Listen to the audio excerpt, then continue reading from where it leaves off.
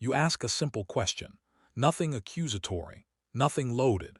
Yet suddenly the other person sounds irritated, starts explaining things you never questioned, or asks why you're making a big deal out of it. And almost instantly, your brain makes a conclusion. They must be hiding something.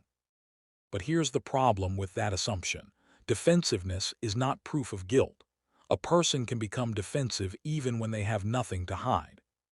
Sometimes the real threat isn't the question itself, it's what the question seems to imply. Why did you do that? Can quietly become what you did was wrong. And why didn't you do this? Can become something is wrong with the kind of person you are. That difference is everything, because people don't always respond to what you say. They respond to what they think your words say about them.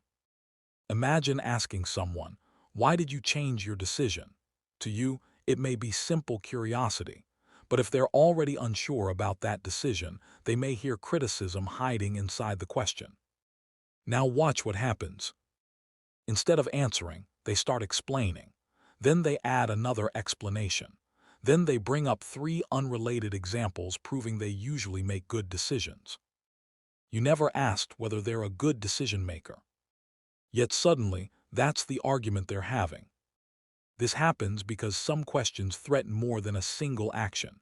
They can threaten a person's self-image, the internal story they rely on to answer a basic question. What kind of person am I? If someone strongly sees themselves as responsible, being questioned about a mistake can feel bigger than being questioned about the mistake itself. If they see themselves as honest, even mild doubt can feel like an attack on their character. And now comes the uncomfortable part. Sometimes you do this too. You might notice it when someone questions a decision you were already second-guessing, or when a simple comment suddenly makes you explain yourself far more than necessary. That reaction doesn't necessarily mean you're hiding something. It may mean the question landed somewhere your identity feels exposed. And not every part of our identity is equally important to us. You can question something a person barely cares about, and they may shrug it off. But question something they use to define themselves, and the reaction can change completely. That's why the same question can produce completely different reactions from different people. Ask someone who doesn't care much about being seen as organized why they forgot something, and they might simply say, "Yeah, I messed that up." Ask someone whose entire self-image is built around being responsible, and the same question can feel like a much bigger threat. Psychologically, the closer the question gets to something central in a person's self-concept, the harder it can be to separate, "I did something wrong" from "there's something wrong with me." And that distinction matters. A healthy response can sound like, "I made a bad decision."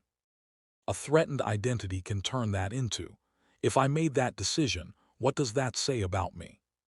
That's when a small question can suddenly feel enormous.